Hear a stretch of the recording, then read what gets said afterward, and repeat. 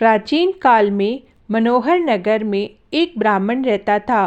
वो ब्राह्मण भगवती जगदम्बा का भक्त था। नित्य प्रति माता की पूजा अर्चना करता था। उस ब्राह्मण के अति संस्कारवान तथा सुंदर सुमति नाम की कन्या थी। जब ब्राह्मण प्रतिदिन दुर्गा माता की पूजा कर हवन करता तो वह कन्या वहाँ उपस्थित रहती थी। एक दिन वह कन्या अपनी सहेलियों के साथ खेलती हुई पूजा में उपस्थित होना भूल गई।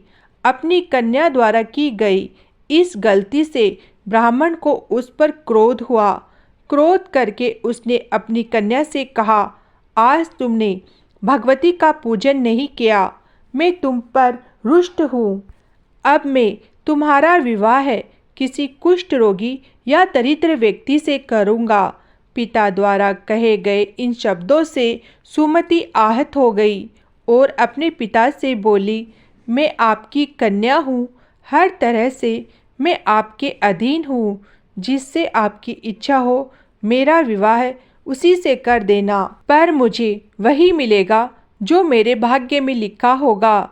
मुझे यह पूर्णतः विश्वास है, जैसे अग्नि में घी डालने से अग्नि अत्यधिक प्रज्वलित होती है, उसी तरह बेटी द्वारा कहे गए इन वचनों से वह ब्राह्मण और अधिक क्रोधित हो गया।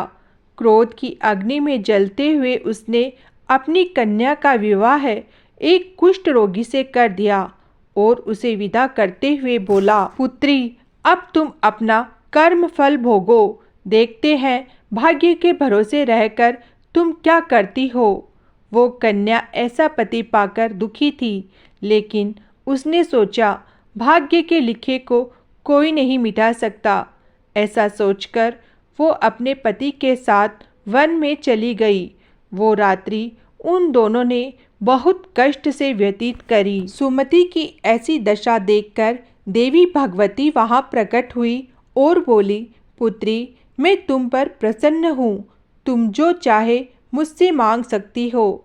एकाएक अपने सामने दिव्य प्रकाश रूपी शक्ति को देख वो हाथ जोड़कर खड़ी हो गई और बोली, आप कौन हैं और मैंने ऐसा कौन सा पुण्य किया है जिस वजह से मुझे आपकी कृपा प्राप्त हो रही है। उसके यह वचन सुन माँ ने उसे कहा, मैं आदि शक्ति भगवती जगदम्बा हूँ। मैं तुम पर तेरे पूर्व जन्म के पुण्य के प्रभाव से प्रसन्न हूँ। तू जो चाहे मुझसे मांग ले।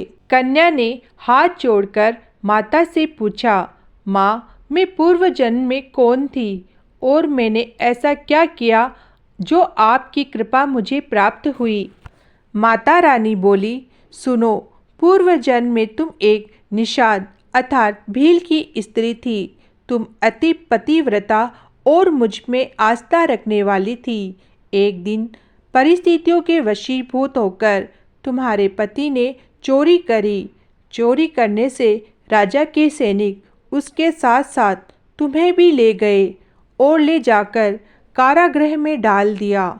वहाँ तुम दोनों 9 दिनों तक रहे।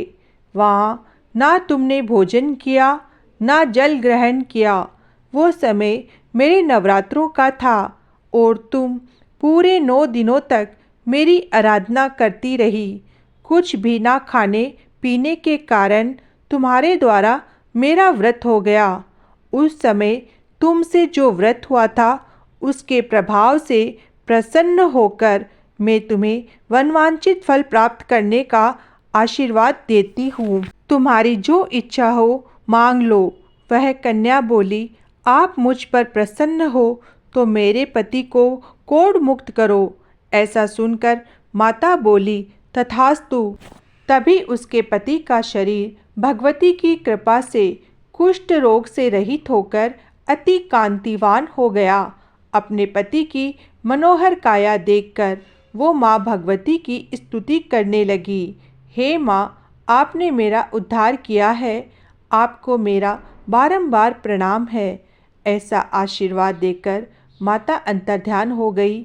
दोस्तों, जो भी मनुष्य इस व्रत को भक्ति पूर्वक करता है वो इस लोक के सुखों को भोगकर अंत में मोक्ष को प्राप्त करता है।